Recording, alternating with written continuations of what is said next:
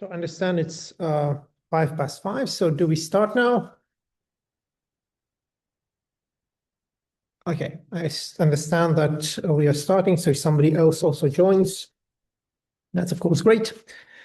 But anyways, we are starting with our open house. So first of all, I would like to thank very much those who have joined on this very sunny and warm day in Riga, nevertheless decided to spend their time and get some additional information about the LLM programs that RGSL is offering for the next academic year. My name is Aleksandrs Fillers. I'm the program director of Law and Finance and Technology Law master program. So just to maybe clarify, for the next year, there are 3 programs that we are running. This is Law and Finance 2-year program, Law and Finance 1-year program, and then Technology Law 1-year program. We decided that I will speak and have my presentation, just giving general overview of the programs towards the end of the open house. And at the beginning, I will give word to my colleagues, Natalja Točelovska, who is, I would say, our main expert in area of finance. So, and thus crucial professor for Law and Finance program. She will speak first, so she would give some introduction and explanation as to what her courses imply, what is the subject of her courses, and what can be expected if you do join the program, and what you can expect from her courses. And then my other colleague, Mark Leiser, who is, I think, crucial visiting professor for Technology Law program, doing 2 courses connected with technology and law from different aspects. He will also give some introduction as to what he is teaching. And then after they do their presentations, I will do a more general presentation on the programs themselves. So just maybe one remark: if you have specific questions after the presentations of Natalja or Mark, I think it would be good to ask those questions immediately after their presentations, because I know that not necessarily they will be there until the very end of the open house. So with that, I think it would be appropriate for me to give the floor to Natalja to talk about finance courses. Thank you, Aleksandrs. You are right. We are, I think, the very reasonable people to represent the Law and Finance and Law and Technology programs. So I'm going to share my my screen. I'm sharing my screen right now. Okay, you're going to see it in a second.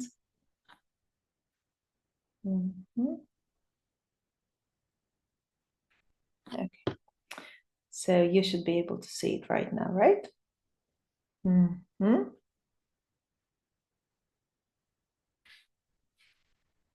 Okay, you can see it right now, right? Yes? Yes, I see. Okay.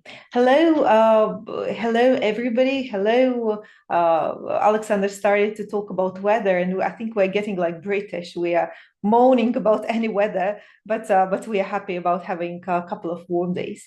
So my name is Dr. Natalja Točelovska, and I'm your professor in the financial courses. So just a very short about myself. I'm the assistant professor in accounting and finance at Riga Graduate School of Law, and I represent 25 years of experience in finance, around 15 years with big companies, and then 10 years with the smaller scope of companies, so with the family business, and then 20 years of international academic experience. I'm the professor with Riga Graduate School of Law, and also I'm doing the teaching at several other universities like Stockholm School of Economics in Riga, and I have the projects with one of the Cambridge universities. So doing the combination of both the professional and the academic areas. So where you are going to meet me, you're going to meet me at finance course. So we have at in our Law and Finance program, at Master Program, we have the Finance course. And this year, actually, we have decided to have 2 courses in Finance. It's either or, they are not Finance 1, Finance 2, they are not subsequent courses, but this is either or.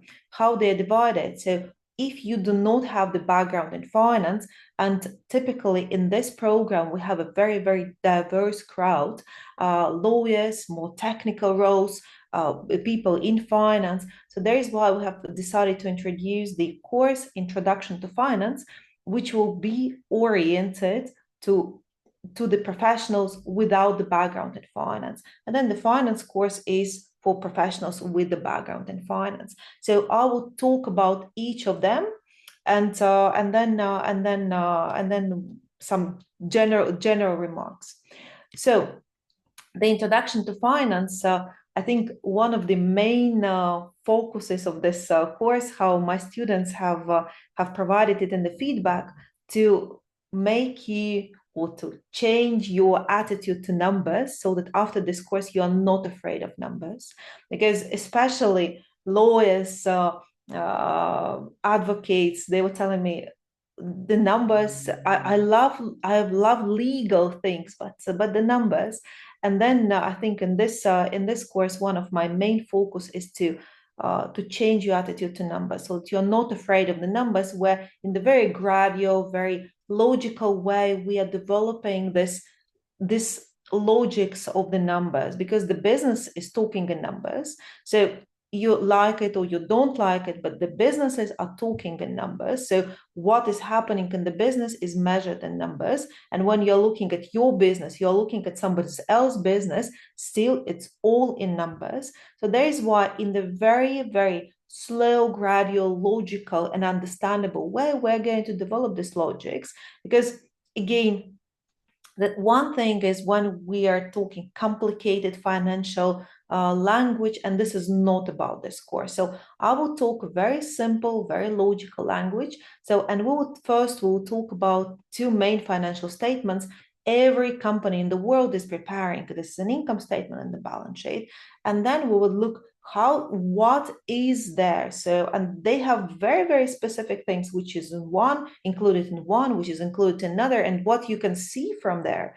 And then we will see what we can see in our financial statement, in the financial statements of the other companies.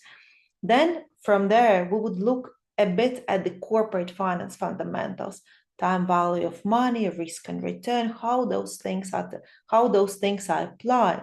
Of course, taxes, of course, taxation, very interesting topic. And taxes, I was told that taxes you either love or hate. So this is the topic which includes your legal knowledge, which includes the financial knowledge. And if all the other topics are very international, taxes are very local. But we will see the taxes are still, the major groups of taxes are the same in the whole world. So we would look at the logics and we would look at the specific taxes.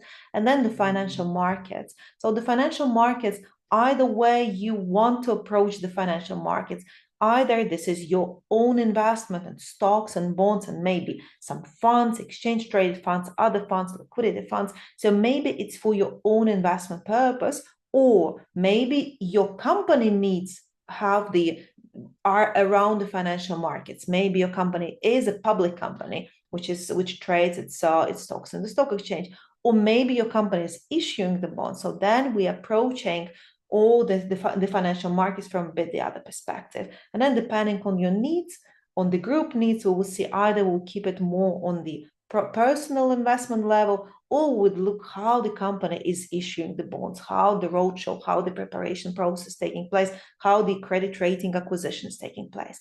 So this is about the introduction to finance. Very simple word, a very simple language, very simple way to introduce you to the financial world. So the format of the course is that we would have lectures, since we are in this basic first course in finance. So we would have the lectures, the seminars, we will apply the theory into the practice, and several case studies. So case studies is about the real world. You will work in the groups and you will analyze the real life situation. So then everything we are doing at RGSL, we have the internal portal where we have all the lecture slides, the handouts, all the handout solutions, where the study book is actually uploaded so that you have access to all the information. And then what you could expect from the course, that you will understand actually what is written in the media. For example, Air Baltic reports record turnover and profit, and you can actually analyze what is happening with Air Baltic, not from somebody's commenting it, but from reading the numbers. Allianz reports record operating profit. What is the operating profit? What is the difference between the turnover, operating profit, profit? All those buzzy words like ROI, return on equity, solvency, and other words. So you will be able to understand all those words. So this is the introduction to finance. Now I'm moving to finance. And then, as I told you, we have two courses. So one course is for those students who are absolutely fresh to finance. I mean, fresh, you can be fresh at any age. So I had the students fresh at 20 and students fresh at 65. So you are just coming and you are just learning not to be afraid of numbers, right? And this is about the introduction to finance. Finance is for those who have already studied finance. And here we have the opportunity or privilege to dig a bit deeper and to spend a bit maybe less time in some theory, but to look at different application of the concepts. And here we'll start again with the financial statements, preparation analysis, but here more the emphasis on the analysis and the cash flow statement, how each change is affecting the, let's say, the cash position of the company. When we're talking about the corporate finance and the decision-making of the company buying a real estate and deciding, so do we need this real estate or not? So how this is going to affect our company's position, our valuation again. So then we are looking at the free cash flows. We are looking at the weighted average cost of capital. So we are more looking at the details and how in real life all those concepts are coming together. Company valuation, the art of the M&A transaction. So what is the value of our company? And when we are coming to the financial markets, then we are looking at the grouping different investments, investment opportunities, looking at the alternative finances, crypto, real estate, which is alternative financing, the venture capitals, and so on. And then, of course, we are talking about the sustainable finance and ESG, because again, we have the opportunity to dig a bit deeper. So when talking about the format, here we have the combination of lectures and the case studies, because here with the background in finance already, we have more opportunity for the discussion, for work with the real life cases, real life examples. So more of the case studies are here. Again, at RGSL, every course has its own place in the portal where all the slides, all the handouts, all the solution, all the books and handouts are uploaded, so you have all the access to all the information. And what you can expect from this course. So this is more complicated, more interesting details like Eco Group and divests Rimi Baltics to Solid Group. So was it a good price? Was it a bad price? Elon Musk takes control of Twitter. Again, so good, bad, reasonable, no. Real estate, so real estate, is it a good price? Is it a bad price? So crunching those numbers and understanding more. And here you can, of course, ask, so, but what about the AI? So I don't understand finances, and there is AI. ChatGPT is my friend, right? So the ChatGPT can tell me everything. So from my own experience and from what I hear from the students, and again, students are the bachelor students, students are the master students or executive students. So ChatGPT and the AI is working very good when you're not getting paid for the results. So my bachelor students are using AI a lot. Why? Because their responsibility for this AI is a bad mark, right? But when you are a professional, so then just relying on what the AI says is about your reputation, is about your salary and so on, right? So you are responsible for what you're delivering to the client. And also when you're sitting face to face to the client, still you need to understand the idea, because the client will not wait till you will just go to ChatGPT and will ask the question, right? So you are supposed to know the logics. And that is why the financial courses we are offering at RGSL, they are not giving you those million details. They're giving you the logics, which will guide you how the things are working in the financial world. So that is why what we are going to learn is not the substitute of AI, but the complement of AI. So we are going to learn the logics, the major things, how they are working. And then, of course, you can always check more details or get more details via AI. So thank you for your attention. So I'm more than welcome to hear your questions. And here you also have my email address in case you have very, very specific questions, or maybe you want to ask something afterwards. So you're absolutely welcome to approach me. But now ask any questions. So anything you like to ask me, I'm more than welcome to have a discussion here or afterwards. So it's up to you. It's up to you. So are there any questions to Natalja? I think it was a very inspiring talk with lots of real life things that anybody could connect to. Everybody hears those terms that you were using, everybody hears on the news, and it should be in principle very interesting to know more details. So are there any questions on that? Or if nobody has anything to ask at the moment, then I think I would like to thank Natalja for very inspiring, in fact, speech, inspiring presentation. Alexander. And then I would like to give forward to Mark, who is on the tech side, law and technology side. So Mark, the floor is yours. Can you hear me, first of all? Yes. So my name is Dr. Mark Leiser. I have been with the RGSL for, I think this must mean me entering my 6th year. You have to apologize, I've had a procedure on my head, so I'm wearing a hat when I would normally be a bit more professional. Yeah, so I've been with the RGSL for, I think this is me going into my 6th year, might even be going into my 7th year, but I've been teaching a number of classes on the program for a while now. One of them is called Digital Regulation, and the other one is called Disruptive Technologies. And by the very nature of technology and law, not only is it a fast-growing field, I would say it is the fastest and most important field in the modern era. I think everybody in this call, in this room and online would all appreciate the impact of data, big data, and now artificial intelligence is going to have in our lives. And we already see the benefits to our economy, our society, the way that we organize ourselves from that technology. And at the same time, we also recognize that there's a considerable number of harms that impact children, elderly people, us in the workplace, employees, and of course, bigger societal types of harms coming from platforms. So if I may commend the RGSL, the team at the RGSL has put together a really exciting program with fantastic staff who I think are at the forefront of technology law. Vasilios Georganopoulos, who handles cybercrime, Dr. Adina Harbinger, who is data protection.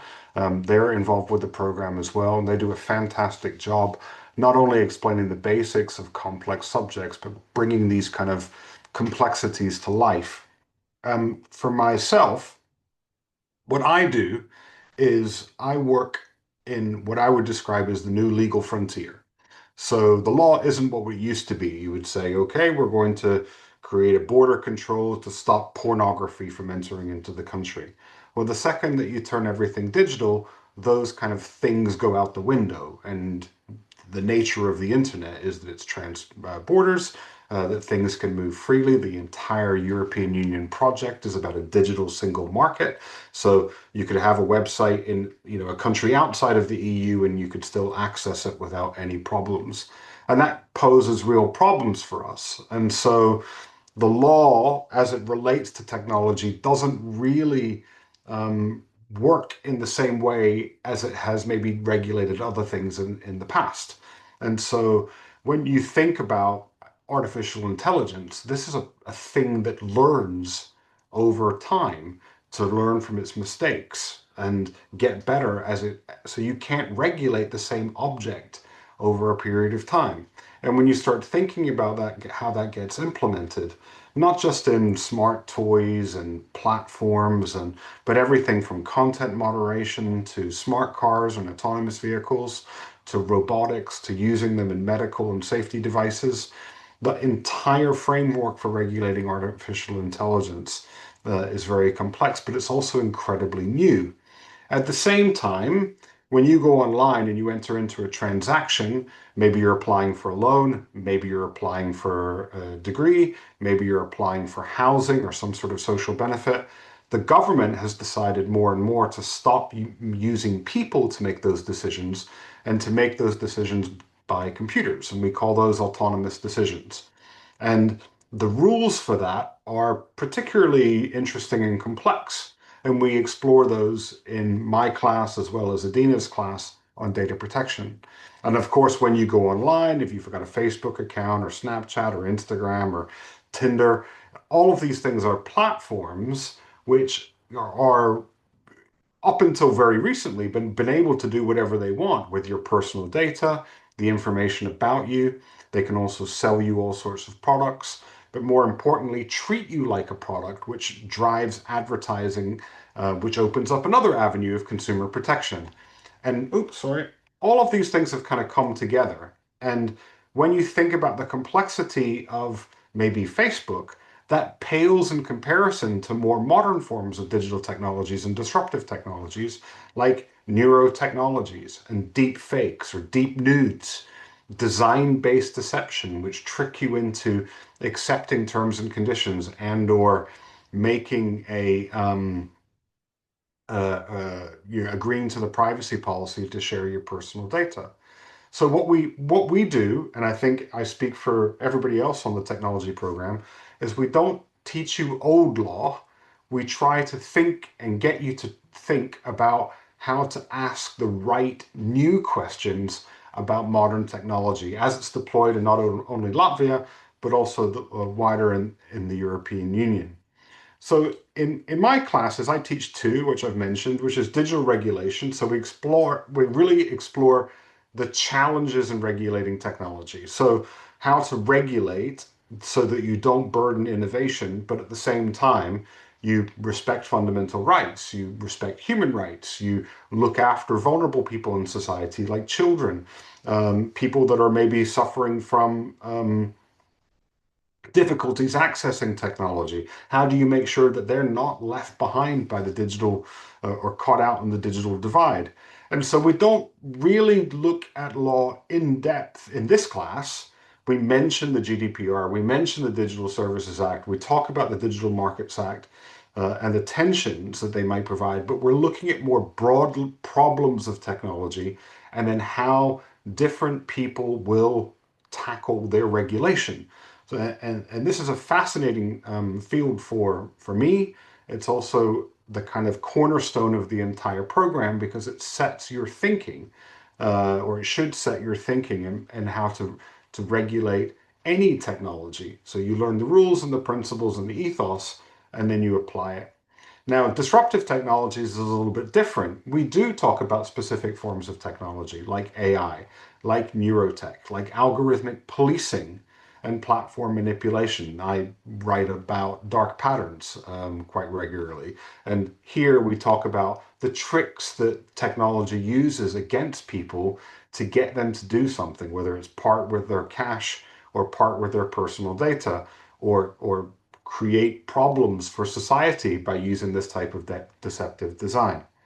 What I will also tell you is that you're going to be asked a lot of questions, and part of the strength of the RGSL program is that we are a small group. We will. It's not like a huge classroom with hundreds of people in it. we have the ability to talk to one another. And the best part about that approach is that we can all speak to each other about various different angles or perceptions. So somebody might come in with a laissez-faire approach to free markets, and somebody else has really experienced something horrible via digital technologies. You get those two people in the rooms, and maybe you have a better understanding about the challenges and the opportunities to engage with digital tech. What does it mean to consent with something online? I bet you all of you on this call have never read a single terms and conditions today, but you've been offered a number of opportunities to do so. Well, maybe our law isn't working if you're constantly having to hit cookie banners and sign up for services that you can't get out of because you didn't know, oh, I forgot, I got a free 30 days and then I forgot, or I can't figure out how to get into the service to get out of it. These are things that are regulated by the law. It's just maybe not working. How do we regulate intent? So if I'm trying to trick you to do something, but it's hardwired into the system itself, who is responsible when an AI causes harm? Or more specifically, if an autonomous vehicle decides to go left to avoid an accident and kill somebody, as opposed to going right to avoid an accident and kills a group of people, the sort of digital trolley problem. And of course, at the heart of all of this is the balancing of fundamental rights with innovation. So we want to grow our economy, we want to keep on the global scale here in the EU, but we're competing against the US and China, who are in an AI sort of arms race, so to speak. And when we bring all those things together, you realize that there's a complexity that's not easily solved by just passing a new rule for some sort of digital technology. And we're seeing that now with AI. Now, more importantly, at the RGSL, you're not just going to learn theory. You're going to learn new, active litigation, not contract law. I'm sure contract law has its place. Don't let me be accused of dismissing contract law or anything else. But you analyze active, like in the moment litigation and regulation. I helped write the guidelines for Article 5 of the AI Act, which is about psychological manipulation. I did that in conjunction with the European Union, or the European Commission. I have worked on the CSAM proposal, which is for the regulation of child sexual abuse materials. I worked on that with the Council of Europe.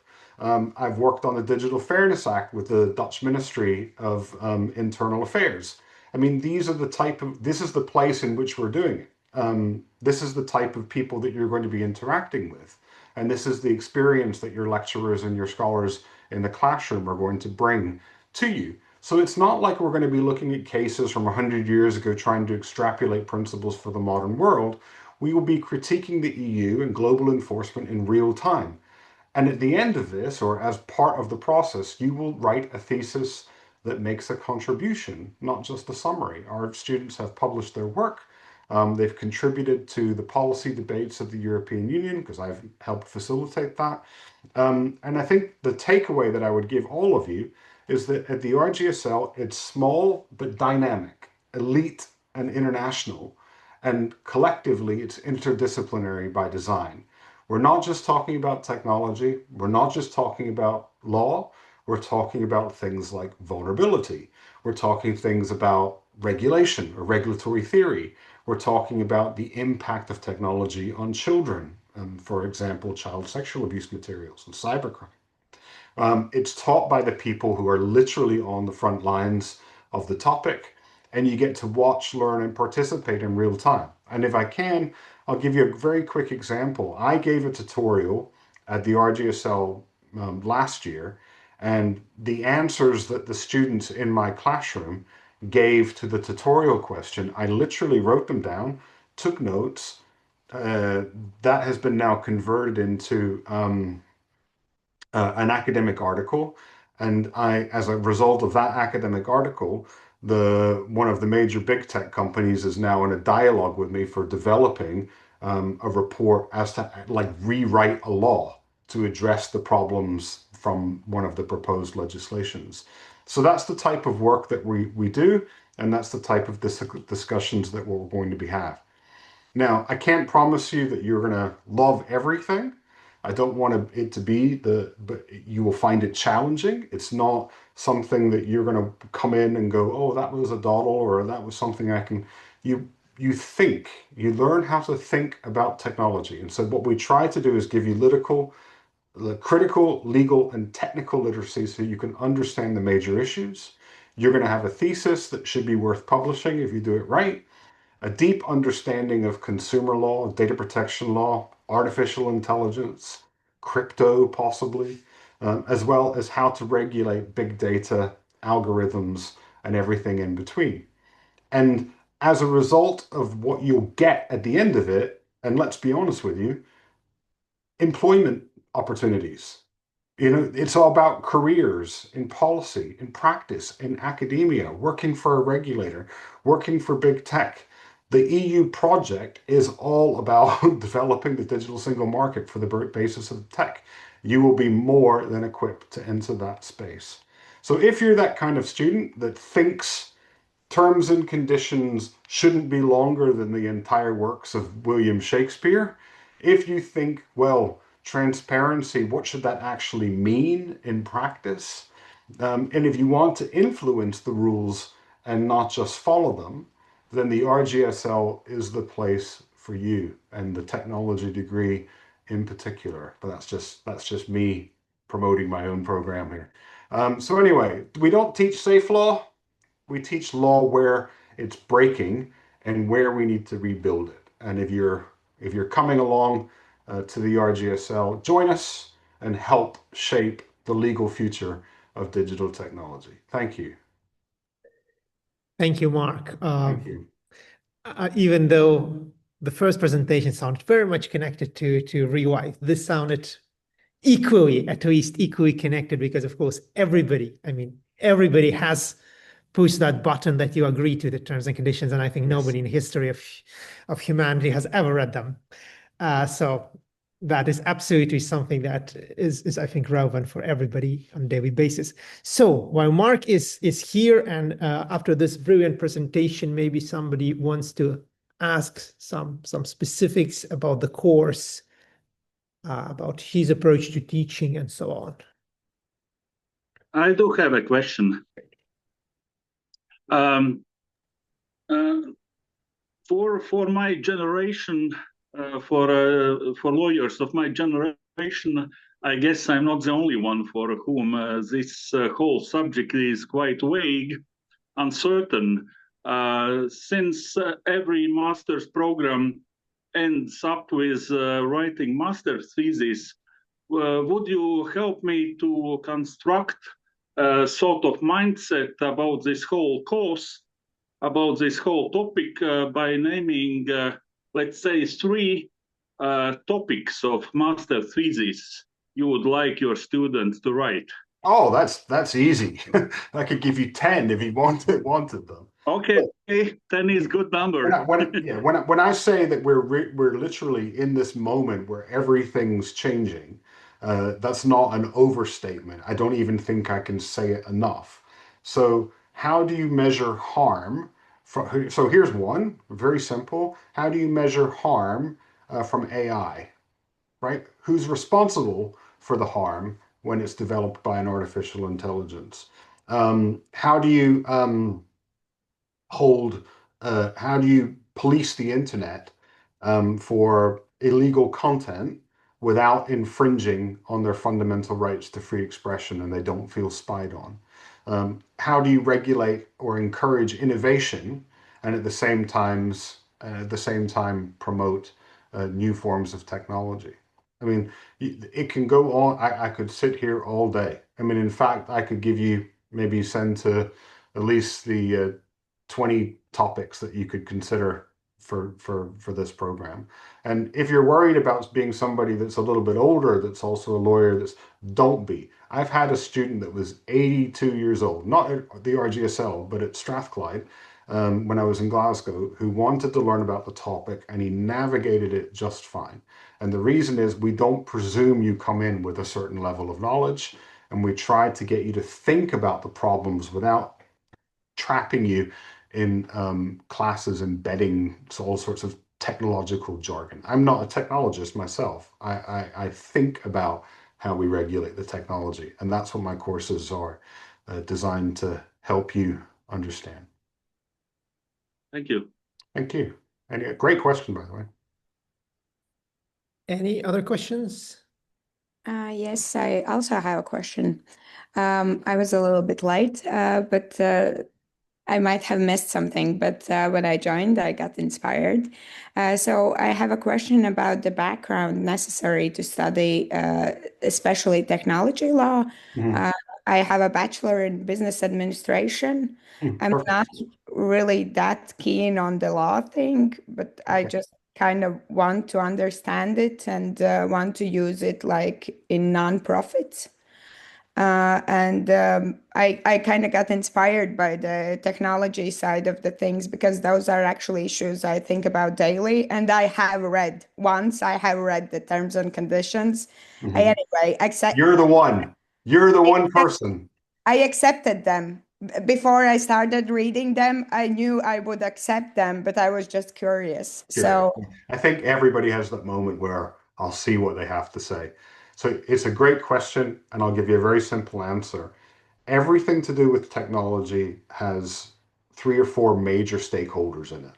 First, business, right? So when you take my classes, it's always balanced about how do we promote innovation against the challenges of fundamental rights, or in a way that protects and respects fundamental rights.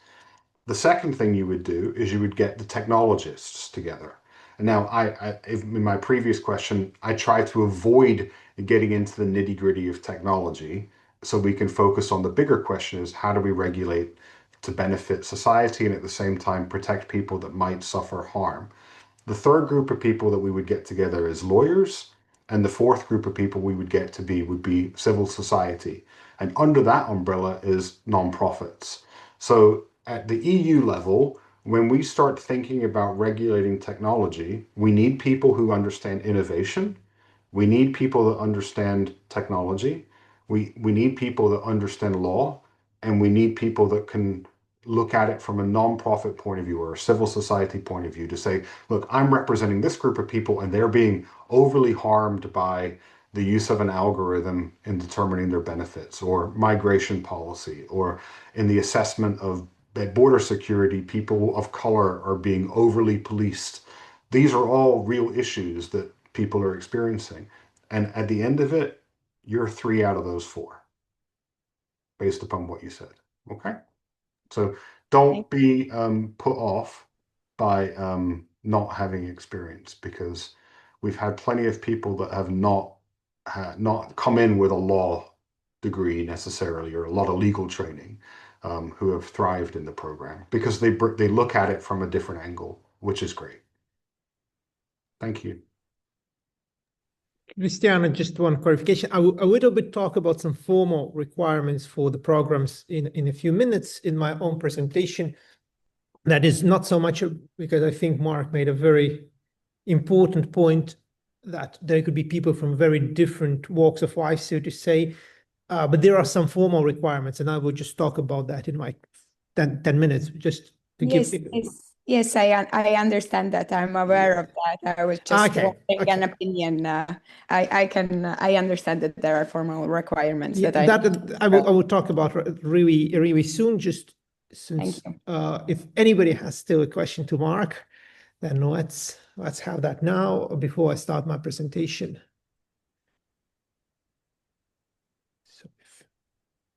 Okay. Well, thank you, everybody, and I look forward to meeting you all in a couple of months. Thank you. Thank you, Mark. Okay, so at this moment, then I will do a more somewhat presentation on the formal criteria, on the formal things that about in general about the both programs, or 3 programs, in fact, Law&Finance and Technology Law. So, as I said before, I'm the program director. I myself am associate professor at the RGSL. I mostly do the subjects that are titled usually private international or international commercial law, things like that. That's what I'm mainly teaching. both for bachelor's and for master's. As I will be saying a bit later, we are striving to have, we are looking to have as much as possible international profiles of our faculty. So I myself, I was for 4 years, I was a researcher in Belgium at the University of Antwerp at the previous stage of my career before joining the RGSL. And so most other professors have either worked at some point abroad or are really coming from abroad specifically to teach you here at the RGSL. So I think that's important added value. Many things were already stated about how the teaching happens and how things are organized. Nevertheless, I will try to give some general overview of the program. So this is, I think, what we have on this slide is basically what you already heard. The idea of RGSL is to have master programs are aimed to have comparatively small groups of students who are able to really work out quite individual approach with their professors during the classes. So debate, discussion-based approach, I think, is very important for us. With element of interdisciplinarity, so it's either financial and business courses or technology law itself is interdisciplinary at the very heart of it. So there is most of the courses are somewhere in the middle where the technology and the law meet. So that's, I think you already got it from our speakers, maybe in a bit general, with other terms than I say it now. But this idea also, what is on these slides, that already I think you received from the previous speakers. Now, some things I think are important just to clarify.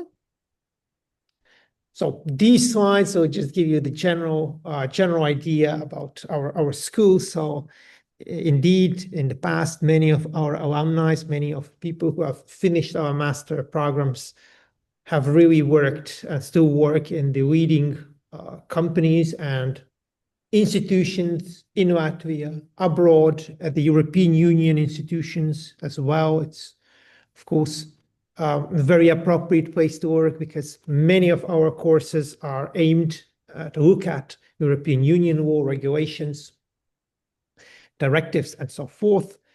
Not necessarily everybody goes to law firms, some do, but other people go to, again, state institutions, European Union institutions, different financial institutions, and so forth. So there are just some few of the employers where our former alumni are working at the moment. So you have also, I think, promising slide about rather good remuneration that people generally receive after they finish the RGSL.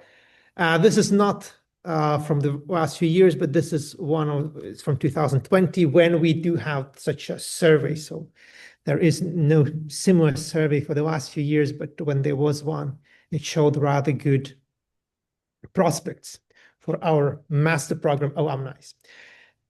But taking into account also previous questions, I would like to focus on some maybe technical things that you really need to know before you apply. So there are 3 programs. It's a Law and Finance 2- and 1-year program and Technology Law, which is 1-year program. So these are master programs. They are fully in English. And here it's important to bear in mind the requirements for to apply to these programs.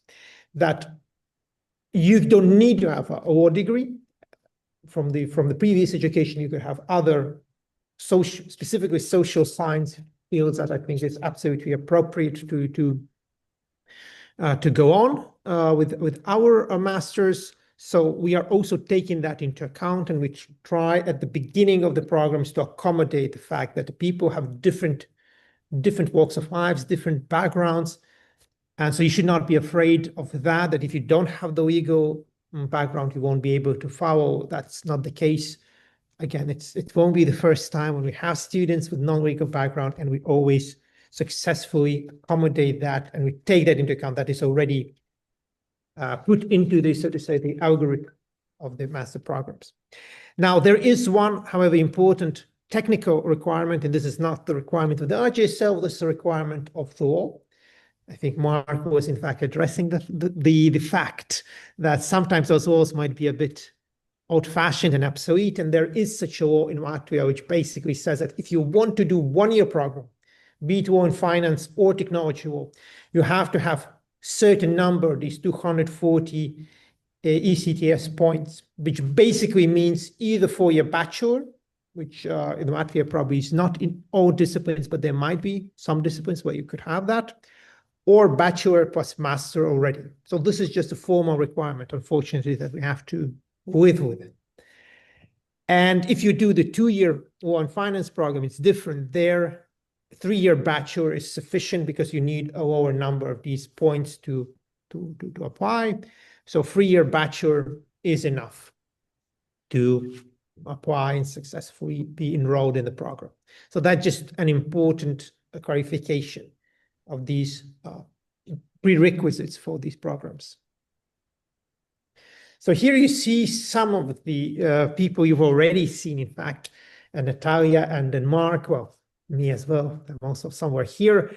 So this is just a part, of course, of the professors that we have on our all three programs. So you see, for instance, our distinguished international law professor Natalja, who is probably at the moment maybe the most famous and most successful international law scholar from Latvia, with it probably not only European but absolute international career. You have Mark here, you see Natalja here, you see other professors from other countries that are working with us to make the program possible.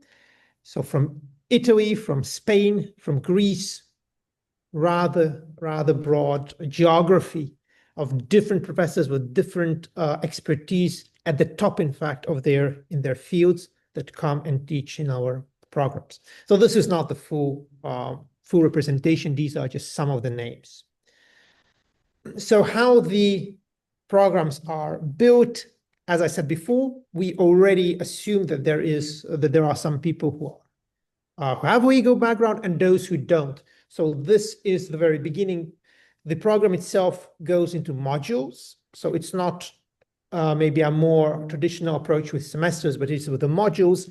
And what it basically means that the first module, so this is 5 weeks, 5-week period, it's very much devoted to get everybody to level the playing field, to get everybody able to proceed and follow the courses, more specialized courses. So you already heard that in a law and finance program, Natalja would teach 2 courses because there might be people with financial background, maybe at the bachelor level, for instance, or have some master already in this area, and those who don't have it. And so her task would be to have 2 courses to level the playing field. And the same will be also with the legal and non-legal background students. Again, we have 2 introductory courses that will level the playing field for these groups so that everybody is able to follow with comparable success for the next courses that will require maybe more in-depth look at some more specific areas. So here is just general description about what are the, I would say, elements of the programs, 1-year program and 2-year program. Well, in 2-year program, there are certainly way more courses than in 1 year because additional year that the course gives room for quite a lot of other specialized courses, also quite a lot of elective courses. So especially in the 2-year program, there are possibilities, you have quite broad possibilities to choose elective courses, so courses that you don't need necessarily to follow, but you have a choice between a number of different options depending on what you prefer. This also allows to students who are in the law and finance, particularly the 2-year program, to have some of the courses that deal with technology as their elective courses. So here, these are just description of what are the courses in each program. You see that one finance, 1 year, you have this introduction to finance. You have, which is not here but was on the previous slide, this introduction to legal studies, so that everybody, as I said, are on the same preliminary, so to say, knowledge to continue. You have a course on international law, and then more specialized courses on comparative contract law, international financial management. That's another financial course, and that will be continuing what Natalja will give at the first module. So in the second module, you will have more in-depth finance course. But again, as Natalja said, you will be prepared for that. And then also some other legal courses like private international law, corporate law. In the two-year program, Law and Finance, you will get way more other courses because there's a second year. So national trade law, banking law, arbitration, or quite a lot of other things, plus many electives. So the two-year program is, of course, way more saturated with content because it's twice as long. And so here you see also technology law courses. You already heard about digital regulation and disruptive technology. The courses that Mark presented, but there are, of course, other things, data protection, technology and contracts, how that interacts, how technology interacts with intellectual property law, cybercrimes and cybersecurity. So these are the core subjects that will be dealt. Plus, there are two electives. You can choose some other things that we offer. So this is the tuition fee. I mean, you can see it yourself on the slide. So what I would like to, of course, emphasize very much, because there will probably be questions. So the program itself is divided into modules, all three programs. Like they're divided into modules. They all end with the master thesis, of course. And as we already had somebody being interested in topics, that's indeed is what is at the end. But to get there, there are modules. These are around 5-week periods. So the whole academic year is divided into these modules. We are having the classes are usually the evenings, and there might be classes on Saturday morning. So that Saturdays, it's not that necessary. It's every Saturday, but if needed to organize the course, to have all the classes that you're supposed to have, that might also be used. We are looking as much as possible to have it in person. So in order to have these things that I mentioned before, really discussion, interactions, it's good that there is at least part of the course is in person. So this depends for visiting professors. It is usually that the part of it, at least half of it is in person in Riga, and some part of it might be online. For the professors that are here on the spot in Riga, it is normally expected that we would have everything offline. So again, these are the working day evenings, and periodically that might be also Saturdays when you have a class. Application deadline, 21st July. So not so much time. We very much hope that after these very inspiring, and I'm saying it absolutely honesty, speeches by Natalja and Mark, you'll be thrilled and willing to apply. So you see the link here, and you also see my email. In case you have some kind of questions that didn't come up at this meeting, but you have something later that you want to ask more specific, maybe about how things are organized, then of course you can always write me, and I would be willing to answer to the best of my capacity, so to say. I think these are the main things that I wanted to say in general about the program, about all three programs, in fact. And if there are any questions, I imagine that there might be, then I would be more than willing to answer them.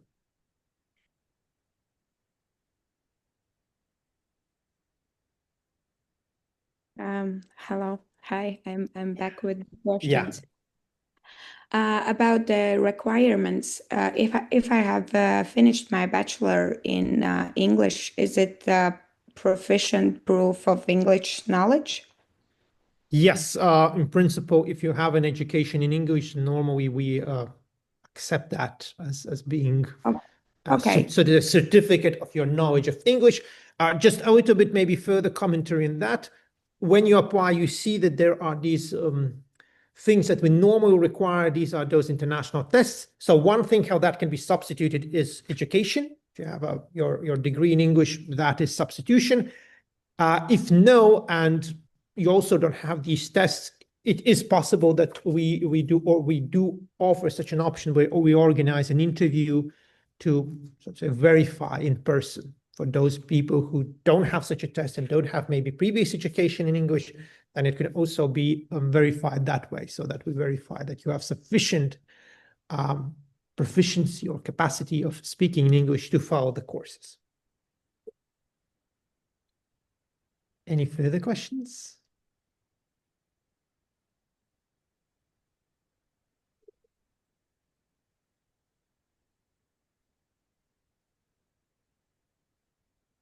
No. Well, I can add another question. Okay. If nobody has any questions. When you mentioned that the courses happen in the evenings, is it like 5 o'clock or 6 o'clock or? No, it's a good question. So we are let me clarify, like, what are the spots, so to say, where the courses can be. This is normally from 5:30. So again, we are of course understanding that most of the people might be working. So that's why at 5 usually that would be the time for, like, most of the people finish the job. So we put it 5:30 as a starting. So there could be the one class 5:30 to 7:30, and then from 7:30 to 9:30 if there are 2 classes on the evening. So there are 2 slots, so to say, in the evenings. Not necessarily they are both filled.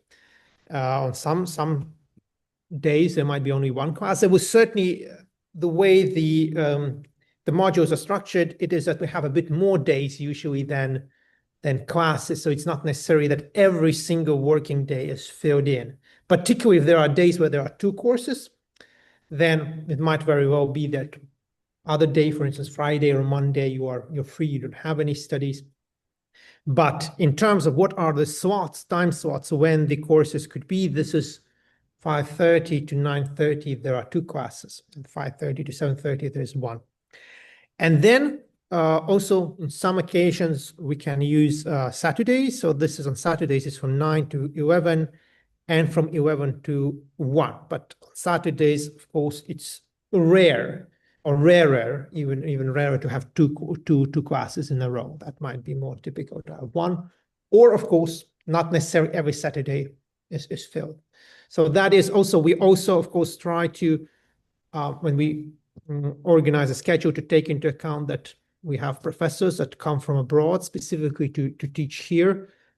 So this also affects the schedule. So for instance, if the professor from abroad comes on the week to give his mark, for instance, then on that week there might be more like these 2 slots in evenings in a row, few days filled. While on other weeks, when for instance there is an online component, it might be more relaxed. But these are the time slots that we are planning to fill in for the classes. Thank you. And then I have another question.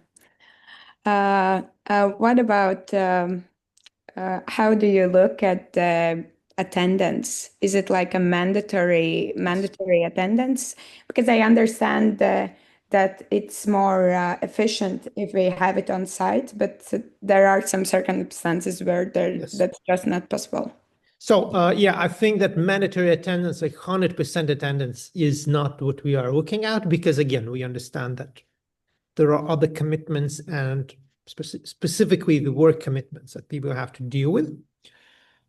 So it's not, the idea is not to have 100% commitment required from you, that you have to follow all the classes and necessarily be everywhere.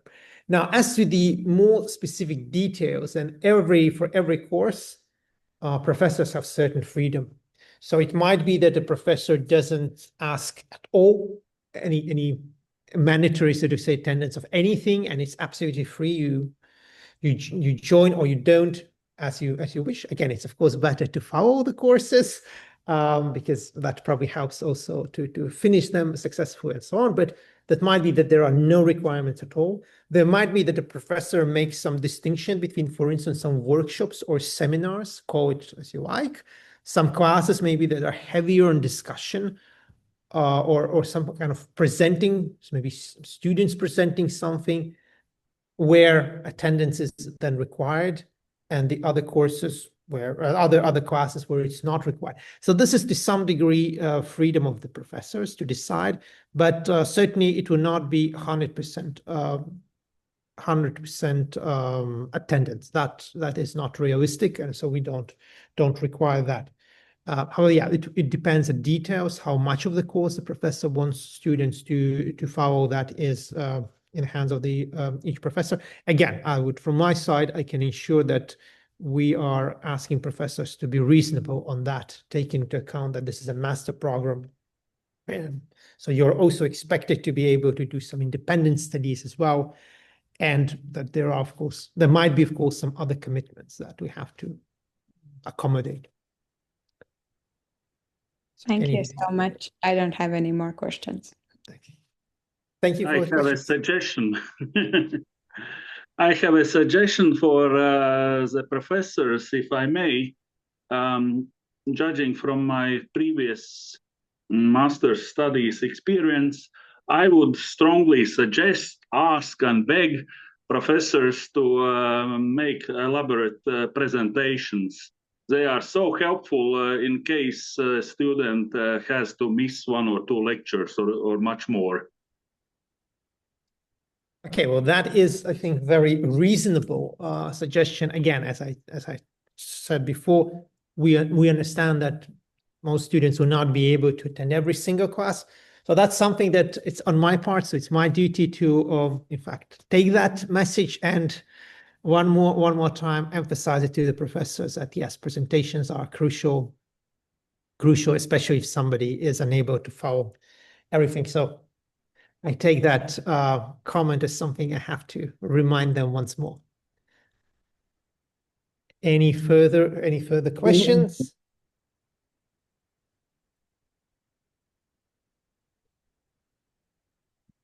I thought I heard somebody asking something, but then it disappeared in the sound. So if there are no further questions, so my colleagues, Ilse, so how do we proceed now? I think it's time to wrap it up then. Okay, in that case, well, first of all, yeah, I would like to emphasize once more, you see my email on the slide. So if any questions occur later, after you think it through, then of course you can just write me and I will answer it probably in a more structured way in a written form. Once again, I want to emphasize that the deadline is 21st of July. You have the link here. So we are very much looking forward to, well, have you as our students, be it in technology or on finance 2 or 1-year programs for the next academic year. And I would like to once again thank you very much for spending this sunny afternoon. Now it's not so sunny anymore, but it was really sunny, I think, at least when we began, very much in the warm afternoon, hearing of our really offer of these I think quite valuable master programs for the next academic year. So I hope to see you in the RGSL this autumn. Thank you. Bye. Thank you. Thank you. Thank you. Bye.